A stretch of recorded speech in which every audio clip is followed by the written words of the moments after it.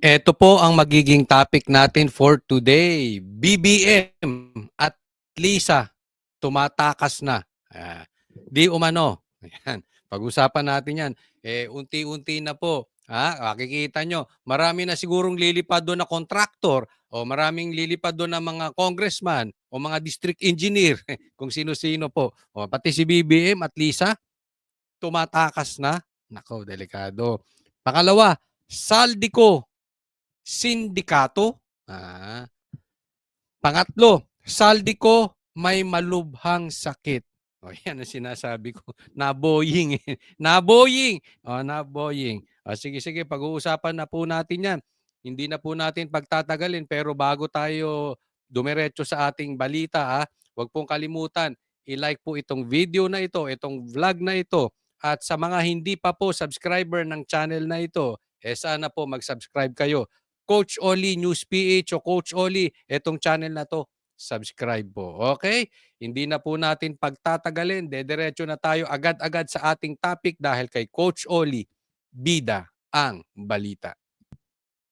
Bago po yung pagtakas ni BBM at ni Lisa, pag-usapan po muna natin ito dahil parang meron sila ditong sinabing fake news. Kayo na po humusga kung fake news po dito, Lisa. Pinanatan First Lady Liza Araneta Marcos ang kontraktor ng palpak umanong Philippine Film Heritage Building Project sa Manila. Sa Instagram post ng unang gina, sinabi niyang 200 million pesos ang pekto. Pero ano raw ang napala natin kundi tumutulong bubong, bitak-bitak ng mga dingding at hindi tapos ng mga teatro. Dagdag pa ng unang ginang, maya naman kayo, pati ito ninakawan nyo ng dignidad. Sinabi yan ng First Lady matapos siyang bisitahin ng pekto kahapon. Ay naman, ang kapal ng mukha nito si Lisa. Teka muna. Tingnan. Sabi niya, mahiya naman kayo. Ginagamit niya yung salita ng asawa niya, Bongbong Marcos, mahiya naman kayo. Pare-parehas kayo dyan. Sino ba ang pumima ng mga budgetan yan? Sino ba ang kumuha niya mga kontraktor kung alam mo naman palpak pala yan? Inidikit pa nga sa Marcos ang diskaya, di ba? Tama po o tama-tama? Dinidikit pa. Kung alam yung palpak, bakit kinuha ninyo? Di ba? Parang kalukuhan naman ata yun. Parang katangahan naman niya. Tapos gagamitin nyo yung trending na mahiya naman kayo. Hindi kaya kayo ang dapat mahiya?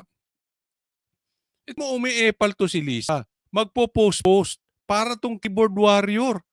Kahapon, sa bag natin, pinakita ko sa inyo, kumalat na video. Kung hindi nyo pa nakita, panoorin nyo yung vlog kong yun. Nakuhanan siya sa video, tumatakbo. Hindi natin alam kung tinatakbuhan kasi nagdatingan yung media eh. Hindi ko alam kung may tinakbuhan siyang lalaki doon or what. Hindi natin alam. Basta parating yung media, tumakbo siya. In short, nakikita nyo, wala siyang lumalabas na interview. Tapos magpo-post ng ganyan. Para kasi Torre, nakipag-boxing sa mag-isa. Di ba? Andun na, kaharap mo yung media, hindi ka nagsalita. Ngayon, post ka ng ganyan. Ngayon, epal ka ng ganyan. Nanakbo ka dun, sabihin mo, itanggi nyo na naman. Parang yung nangyari dun sa Amerika. Itatanggi nyo na naman yun. Nakuha ka ng video. Di ba? Asa ng interview mo? Wala di ba?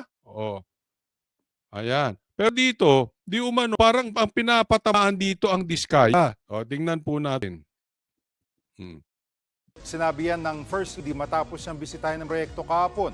Ay naman sa isa sa mga DPWH engineer at project inspector site. Magsusumit sila ng report kay Secretary Vince Dizon kaugnay sa status ng proyekto. Paliwanag naman ng contractor nito na Great Pacific Builders ng Pamilya Diskaya, tapos na nila Phase 1 pero ipinagawa sa ibang contractor ang revision ng cinematic room. Nung nakita po ng pamunuan ng Pacific, yung Pacific. Film something, no? Yan, si yan. chairman, yung kanilang chairman, no? Ni-revise po yung plan, yung specs po ng cinematic room. So kumuha po sila ng ibang kontratista. Okay. Ang gumagawa po doon ay hindi po ang Great Pacific Builders and General Contractor Inc. Kundi po ang gumagawa po doon ay Theater Bus Solutions and Services Corporation. Hindi po amin yun. Sa daling salita, parang lumalabas Parang lang naman. Oo. Kayo na humusga kung fake news si Lisa dito. Kasi bumabanat sila. Alam naman natin ang binabanatan si Kaya. Okay? Parang ang lumalabas dito, ang pinagbato na gate ay mga diskaya. So, in short, lumalabas si may kamay, 'di ba? O tapos ngayon, may kamay ditong administrasyon sa pagdidiin sa mga diskaya. Hmm. Yun po ang nakikita ng taong bayan kasi bakit sila pinag-iinitan. Okay? Tapos, bigla-bigla, merong reklamo, merong post si Lisa na hindi naman siya nagpa-interview pero nag-post lang siya sa social media. Tapos yung balita, isinunod ang diskaya.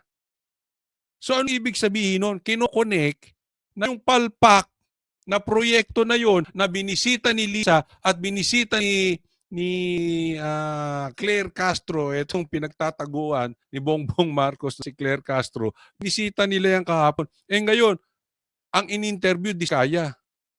Oh. So, ano ibig nyo sabihin? Parang pinatatamaan. Although hindi directly sinabi Diskaya, pero ano ibig nyo sabihin? Sa dami-dami. Bakit kadukto ng balita ay Diskaya agad? Fake news si Lisa? Fake news to balita na ito? Bakit diskaya lang? 'Di ba? Kasi kung ang pinatutukuyan nyo dyan, mali kayo. Kasi inilipat na yung phase 1, ang gumawa yung diskaya contractor. Okay? Tapos inilipat na. So meron talagang dito sa nakikita natin. Ito'y aking opinion lang. Talagang ididiin po dito ang diskaya. Kaya nga po mag-iingat po tayo, mga kababayan natin. Kasi po mukhang nililigaw nila. Okay? Hindi ko sinasabing hindi dapat makulong ang mga diskaya o hindi sila managot. Sa palagay ko, dapat silang managot. Kung ako lang ang may opinion, sa tingin ko, dapat din sila makulong. O dapat silang managot. Hindi pa natin alam, hindi pa natin nakikita ang buong ebidensya. Meron silang pagkakamali din dito. Pero wag po tayo. Ito po'y nililigaw nila. Lagi ko pong paalala yan.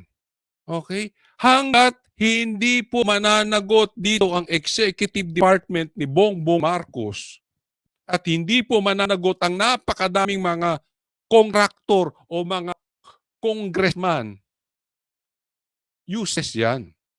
Diba? Ito po ipakita ko sa inyo. Ha? Nakikita nyo po ito? Ha? Paano ba pumatay ng ahas? Ito yung ihahambing natin, itong kabulilad, itong kabahuan, itong bahong umaalingasaw, itong flood control projects, itong pangungurakot, ito po yan. Ito, in my opinion, dapat talagang managot dito yung palasyo at ang Congress. Pangalawa pa lang ang DPWH. Yung contractor, buntot na lang yan. Kaya paano mo papatayin ng ahas? Yung ahas nasa palasyo. Ang ahas nandyan sa mga congressman. Putulin mo yung ulo. Paano mapatay mo yung ahas? Yung animal na yan, putulin mo. Kasi ito yung lagi kong paulit-ulit na sinasabi. Kahit ikulong mo ang mga diskaya, pati yung kanilang mga anak, hindi ko po, I'm just exaggerating it, okay? Kahit ikulong mo sila, yung pangungurakot patungkol dyan sa flood control projects, tutuloy din yan.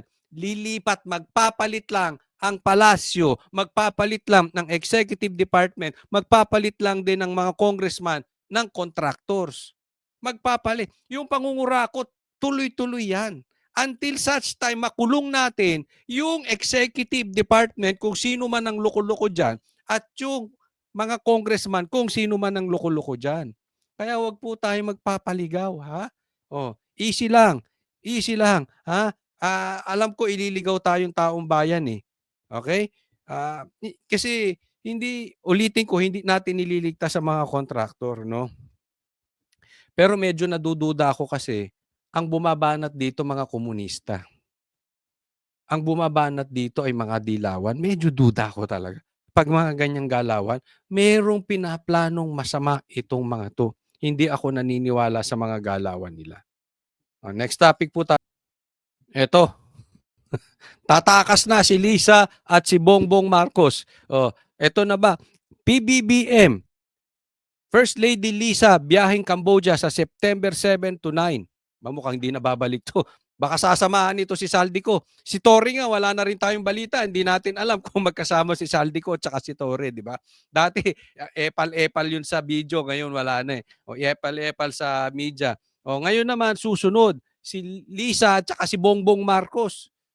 Mukhang tatakas na to. Siyempre, hindi natin alam. Baka may nakikita tong bulilyaso rito. Baka may nakikita sila na nagdedelikado sila.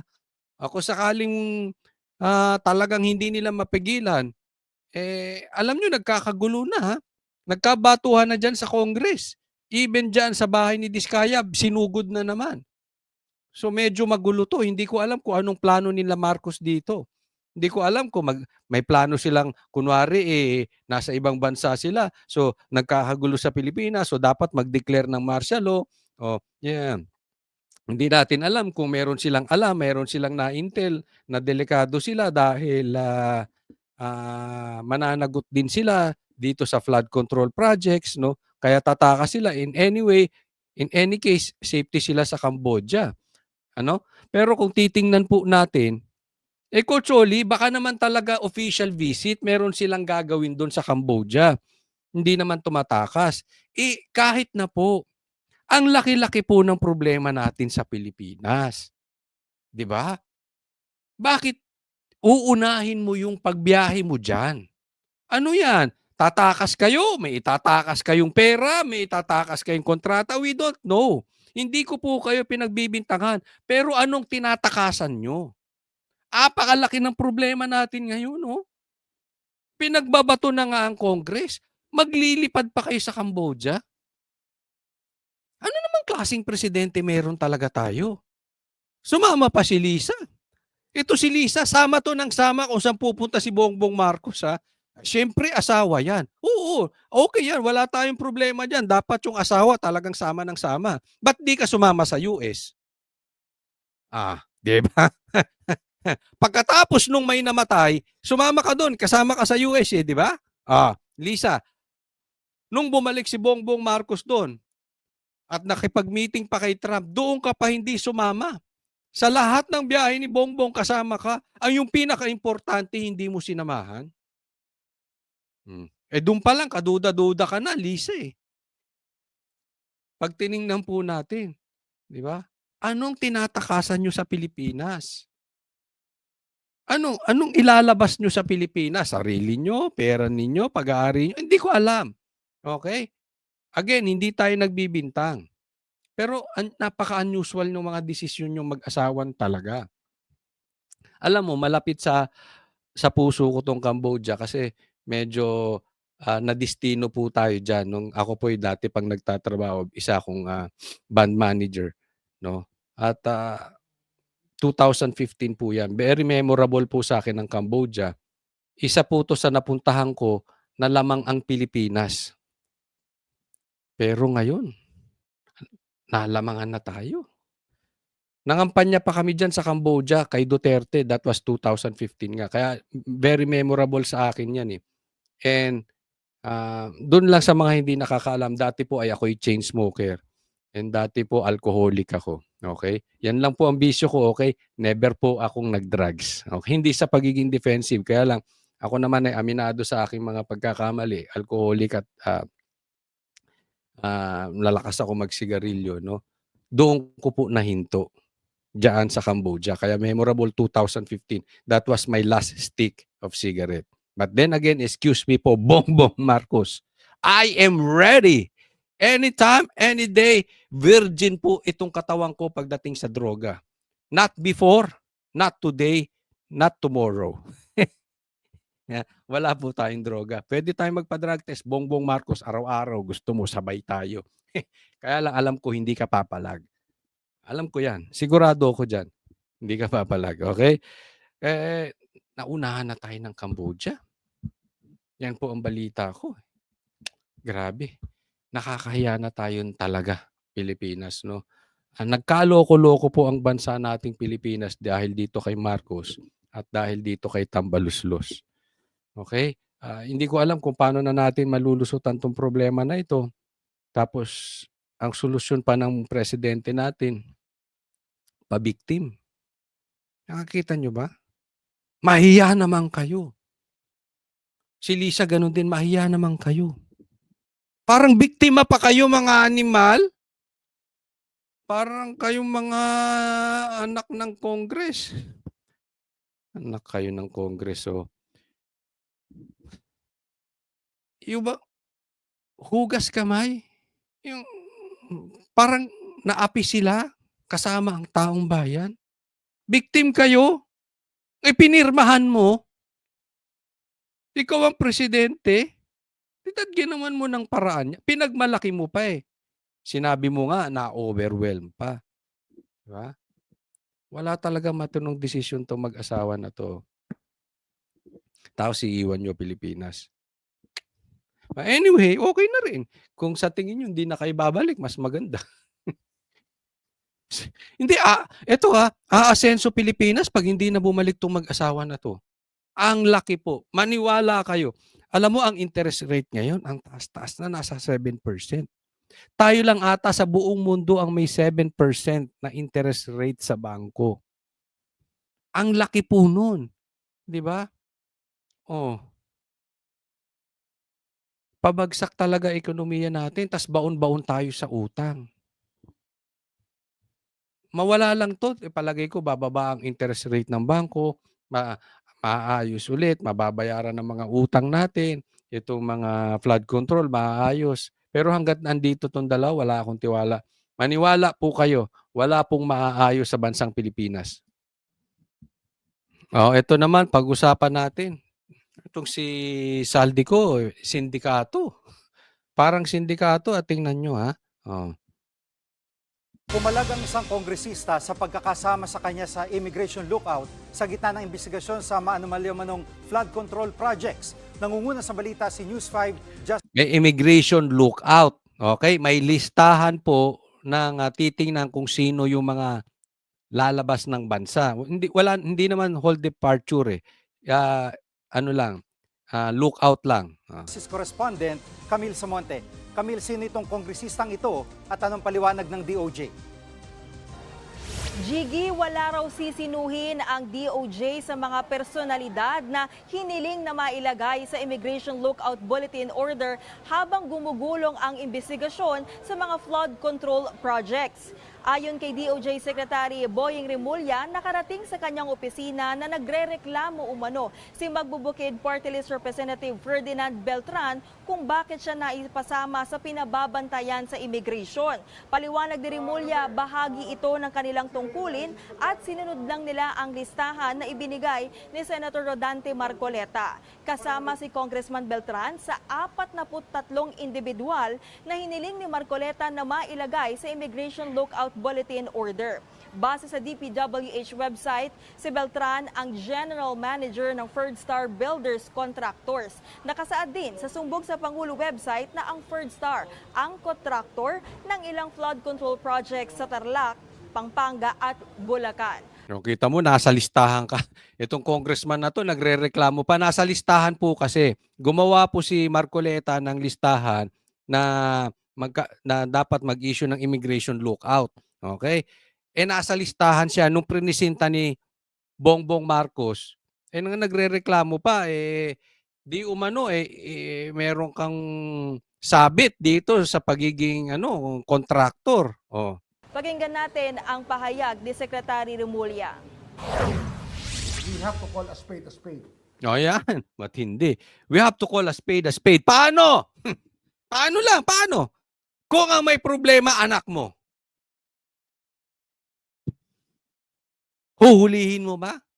Sabihin ko, Choli, ba't naman nadamay ang anak? Hindi, example, kasi spade a spade eh. Ibig sabihin, paano kunwari yung anak mo, kontraktor? Example lang. Kasi yun ang ibig sabihin noon. Wala kang sisinuhin. Kahit sino, basta mali, mali. Kung anak mo yung mali. Nagtatanong lang Hindi ko sinasabing contractor din yung anak mo. Di ba? If you know, you know. Ah, 'di ba? Hindi kontraktor yung anak nito, example lang. Yun po ibig sabihin, spade is spade. Kahit sino 'yan. Kung yan ang listahan, yan ang ilalabas namin. Kung 'yan ang listahan, 'yan ang ilalabas natin, It's okay? fair. The Blue Ribbon Committee always has a history of having a lot of reliable informants. And I would trust that they know what they're doing. Okay naman 'yan, so far okay naman 'yan, kasi nasa listahan siya ni Marcoleta, so nakikipag-cooperate siya kay Marcoleta. Okay naman, so far so good. Kaya lang Wala pang pahayag si Beltran tungkol dito, hindi rin malinaw kung siya pa rin ba ang general manager ng Ferdstar. Pero karaniwang nagdadivest mula sa kanilang mga negosyo ang mga politiko. ayan, dati ng style 'yan eh. Hindi divest nila, ipapangalan nila, "Sus, wag nga tayong maglokohan." Marami pa nga. Eto, hindi lang kayo ha. Hindi kayo ang ibig pinapatunguhan ko. Marami diyan, may mga properties kayo na pangalan sa asawa nyo, yung isa sa kabit ninyo, o yung isa sa kabit ng anak ninyo. Ay, sus! Tapos, pagka mahuhuli na, idadivest. Kunwari, matagal na nakadivest, pero alam naman natin na sila pa rin ang control, sila pa rin ang may koneksyon, at yung kita sa bulsa. Kaya nga dapat i-check. I-check mo, kabit ng mga yan. Hindi lang sila. Hindi lang yung mga politiko. Naku. Marami dyan, may mga kabit. Titinan ninyo. Yung mga anak, kita mo, yung mga anak na lang, saka nakakita yung mga anak, ganun kagarbo. 'Di ba? Doon pa lang makikita mo na magkano lang kinikita ng mga yan, tas ganun kayayaman. Samantala, nilinaw naman ni Remulla na hindi kasama sa Immigration Lookout Bulletin Order si Ako Bicol Party List Zaldico. Si Ko ay founder ng SunWest Group Holding Company Incorporated, habang ang kapatid niyang si Christopher Ko ang may-ari ng High Tone Construction. Ang dalawang kumpanya ay kasama sa top 15 contractors na ibinunyag ni Pangulong Bongbong Yung magkapatid Saldico no? Talaga namang hindi nyo na pinakawala ng pera ha. Pasasa na kayo sa pera dyan ha. 'Di ba? Kayo may-ari niyan. Nasa top 15 kayo, pero walang hold order. Walang hold order o walang lookout order. Ano yan? Sindikato ba yan? Hindi, sa totoo lang ha. Balikan muna natin yon, yung picture nito. Ako'y nagugulat dito kay Saldico. Sa lahat ng baho na lumabas ngayon, lumalabas po na pinakamabaho si Saldico. Hindi, wala pang napapatunayan, okay? Allegations pa lang. Pero pinakamabaho siya. Pero kita mo naman, ang lakas ng support. Parang sindikato. Untouchable sindikato ka ba, Saldico? Yung nagtatanong lang ha. Sindikato. Kasi isipin mo, pinagtatanggol siya ng mga congressman. Ayaw siyang ipatawag. Ang daming nagtatanggol sa kanya. Even yung talunan na naging panalo dahil kay Garcia na si Abante, pinagtatanggol siya. Even yung anak, ito mag-ama na ito, pinagtanggol. Ang sip-sip nyo kayo mag-ama. Kayo Princess, tsaka itong si Abante, yung tatay. Sip-sip kay Saldico. Ang lakas ng protection nito. Ngayon naman, hindi ko alam. Wala siyang lookout order. Di ba? Kasi nga daw, sabi ni Boying, wala naman siya sa listahan ni Marcoleta. Okay? Hindi ko po sinisisi si Marcoleta ha. Ako'y nagugustuhan ko yung ginagawang trabaho ni Marcoleta. Pero Marcoleta, pwede bang kasi medyo idagdag na po natin sa lookout order to. Sa katunayan, dapat ito ini-issuehan na ng warrant. 'Di ba? Ewan ko lang. Matagal na to dapat pinapatawag, kaya lang hindi nga mapatawag-patawag dahil pinoprotektahan ng mga kasamahan niya sa Congress. Dinidelay ng dinidelay. Ayaw i-forthwith. Yung pagtawag kay Saldico, walang forthwith. Forthwith sila ng forthwith, pero pag sila ang hiningan mo ng forthwith, ang tagal ipatawag. 'Di ba? Sindikatong sindikato. pinapatawag mo, Boying, dapat gawan mo rin daw ng paraan. Hindi, wag ka lang umasa sa listahan ni Marcoleta. Wala ka bang sariling palo? Wala bang pwedeng pinapatawag na nga ito ni Tiangco, wala namang gumagalaw.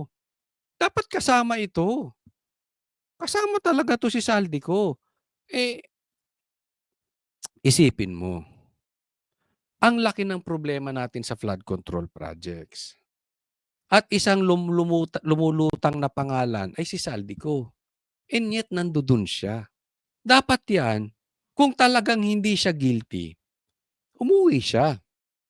Harapin niya. Ipaliwanag niya. Kasi napakalaki ng problema natin ngayon dyan eh. Bakit takbo kayo ng takbo, alis kayo ng alis, aalis si Marcos, si Saldico, andyan, ayaw umuwi.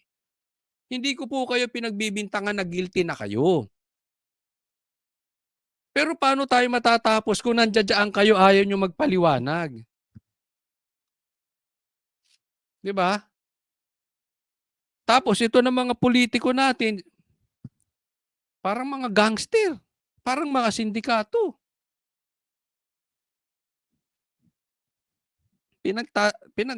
Tinatago. Si Ko ay founder ng SunWest Group Holding Company Incorporated, habang ang kapatid niyang si Christopher Ko ang may-ari ng Hightone Matindi, no? Construction. Ang dalawang kumpanya ay kasama sa top 15 contractors na ibinunyag ni Pangulong Bongbong Marcos na may pinakamaraming flood control projects sa gobyerno. Ayon kay Remulla, wala pang humihiling na isama si Ko sa Immigration Lookout Bulletin Order. Balik sa iyo. Hindi, alam mo, Boying, hindi mo na kailangan may humiling pa eh.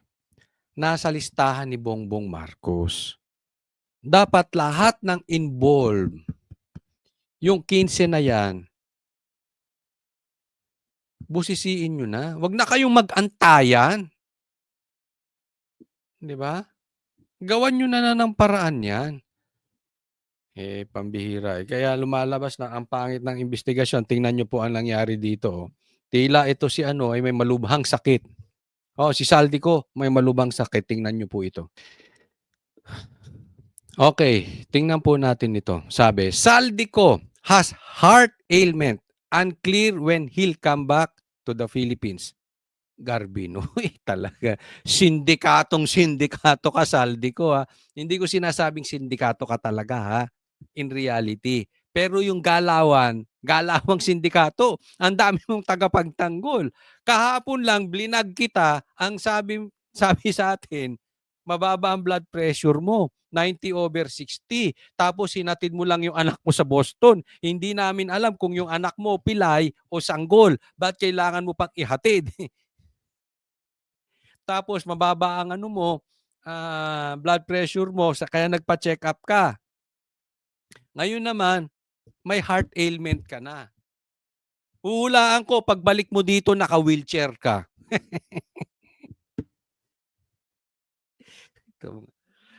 Ay, pagka magbibiding, pagka kumukolekta, ang lalakas. Pagdating sa investigasyon, wala na. Tapos yung mga kaalyado na lang ang nagtatanggol. Pambihira. Alam mo ako hindi na ako magugulat. Baka sasabihin sa Makalaw lalo na paputok ng paputok to. Itong issue na to, puputok pa to. Kung nakikita nyo, magulo na ngayon, nagkakagulo na, puputok pa to. At pagputok nito, susunod sasabihin niya, malubha na. Oo, may malubhang sakit si Saldico, hindi makauwi, may cancer. Baka ganyan na sasabihin eh. Sabi ko, kayo ba magugulat pa? Kung may picture lumabas to, naka-wheelchair? Magugulat pa ba kayo kung sabihin nilang may malubhang sakit ito? Kabata-bata nito. Sa tingin ko, mas bata sa akin to eh. Hindi naman siguro to nagpa-nose-slip o nagpa-facelift. Di ba? Nakakalbo lang, pero bata pa ito. But anyway, abangan na lang natin. Sige, pustahan tayo. Hindi, ayoko ng sugal. Ano ko lang yun. Sali-salita ko lang yung, pustahan tayo. Susunod nito, baka sabihin nyo, Coach Oli, ang lakas mo talagang tsumamba. Matsambahan mo na naman. Sasabihin nito may malubha, sakit si Saldico. Hindi siya makakauwi dahil ang makahagamot sa kanya ay Amerika lang. Pustahan. Lagay nyo dyan sa comment section. Ano kaya? Kasi isang araw lang eh. Kahapon blood pressure lang at saka naghatid ng anak. Ngayon iba na. Sige, ilagay nyo sa comment section. Ano sa tingin nyo ang susunod na sakit nito si Saldico? Ano kaya? Pambira. Hoy, mag-iingat ka. Ako ito. Payo ko to sa lahat. Huwag po nating gagawing excuse yung meron tayong sakit. Diba? Minsan gusto natin mag-absent sa trabaho, gusto mo yung sakit. Ay, na-late ako, na-flatan ako. Ay, na-late ako, nagkasakit ako. Baka magkatotoo yan. Ay, may power po ang bunganga. Mag-iingat kayo. Baka totoo kayo magkasakit sana. Ay, wag naman. Oo. Di ba? Wag po natin gagawing palusot ang sakit. Para tayo makaiwas sa dapat ay hinaharap natin bilang tunay na lalaki. Kung meron man tayong ginawang kasalanang mali, matuto tayong harapin. Diba? Lalong-lalo na kung nagutom ang mga Pilipino at naapektuhan dahil sa maling ginawa mo, huwag nyo pong gagamitin ng sakit. Payo ko lang po ito hindi po sa iyo, Saldico, huwag kang defensive. Payo ko to sa mga taong bayan. Huwag nyo gagamitin ng sakit lalo't may nagutom. Halimbawa, masakit ang pakiramdam ko, hindi ako nakatrabaho, yung anak nagutom. Dahil sa iyo, nagutom. Kaya, di ba? Kaya, nagnakaw ka. Hinold up mo, taxi driver. Nang dahil sa iyo, yung taxi driver, yung mga anak niya nagutom dahil hinold up mo. Tapos ang excuse mo, may sakit ka. Yung pala, may sakit kang addict. Kailangan mo sustentuhan yung sarili mo. Meron kang sakit na addict ka sa sugal. Yung mga ganun ba, huwag nyo pong, payo lang po ito sa taong bayan at lalong-lalo na sa mga politiko, huwag po natin ginagamit ang sakit natin kasi baka magkatotoo. Ingat po. Next po tayo. Ito po gusto kong pag-usapan lang natin kasi meron na namang bagong pautot to si Bongbong Marcos. Marcos lunches 20 bigas meron na in Bohol. Marcos, parang ikaw yung kaopisina ko dati. Palitaw. Lulubog lilitaw. Minsan papasok, minsan hindi. Daig pa ang presidente ng kumpanya. May ganyan akong opisina. Office mate before, pambira. Masyadong entitled. No. Ayun, sinisante. Ikaw, yung 20 bigas mo, lulubog lilitaw eh.